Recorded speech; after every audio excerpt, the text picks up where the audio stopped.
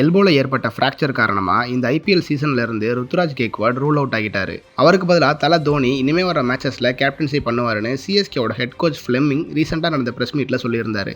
அது மட்டும் இல்லாமல் இந்த சீசனில் சிஎஸ்கேவோட ஃபீல்டிங் படு சொதப்பலாக இருந்துச்சுன்னும், இந்த ஃபீல்டிங் சொதப்பல் தான் நிறைய மேட்சஸ் தோக்குறதுக்கு ஒரு காரணமாக இருந்துச்சுன்னு அவர் சொல்லியிருந்தாரு. அதனால ஃபீல்டிங்கோட சேர்த்து எல்லா ஏரியாஸ்லையும் நாங்கள் ஒர்க் பண்ணிக்கிட்டு இருக்கோம். அது மட்டும் இல்லாமல் பிளே ஆஃப்ஸ்ன்றது இன்னும் கையை விட்டு ரொம்ப தூரம் நழுவி போலன்னும், அடுத்து வர மேட்சஸில் நல்லா பெர்ஃபார்ம் பண்ணுறதுக்காக ஃபீல்டிங்கோட சேர்த்து மற்ற ஏரியாஸ்லையும் ஃபோக்கஸ் பண்ணி ப்ராக்டிஸ் பண்ணிட்டு இருக்கிறதாகவும் சொல்லியிருந்தாரு. அது கூடவே பவர் பிளேயோட லாஸ்ட் ஓவரான 6வது ஓவர் ரொம்ப கஷ்டமான ஓவர்னும், அந்த ஓவரில் அதிக ரன் கொடுத்த அஸ்வின் அடுத்தடுத்த ஓவர்களில் கம்பேக் கொடுத்து நல்லாவே மேனேஜ் பண்ணியிருந்தாருன்னு சொல்லியிருந்தாரு.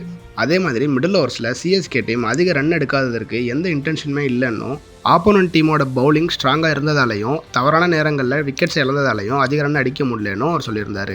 ஓவராலாக இந்த பிரச்சனை எல்லாத்தையுமே சிஎஸ்கே சால்வ் பண்ணி அடுத்தடுத்த மேட்சஸில் நல்லா பெர்ஃபார்ம் பண்ணணும் சொல்லியிருந்தாரு. அதே மாதிரி நம்ம தல தோனி சீசனுக்கு நடுவில் கேப்டன் ஆகிறது இது ஒன்றும் புதுசு இல்லை. ஏற்கனவே 2022 ஜடேஜா கேப்டன்சி பண்ணப்போ நிறைய மேட்சஸ் சிஎஸ்கே தோத்துட்டு இருந்தாங்க. அந்த டைமில் திரும்பவும் தோனியை கேப்டன் ஆக்கி ஏதாச்சும் ஒரு மாயம் நடந்துடாதான்னு சிஎஸ்கே மேனேஜ்மெண்ட் ஒரு ட்ரை பண்ணியிருப்பாங்க.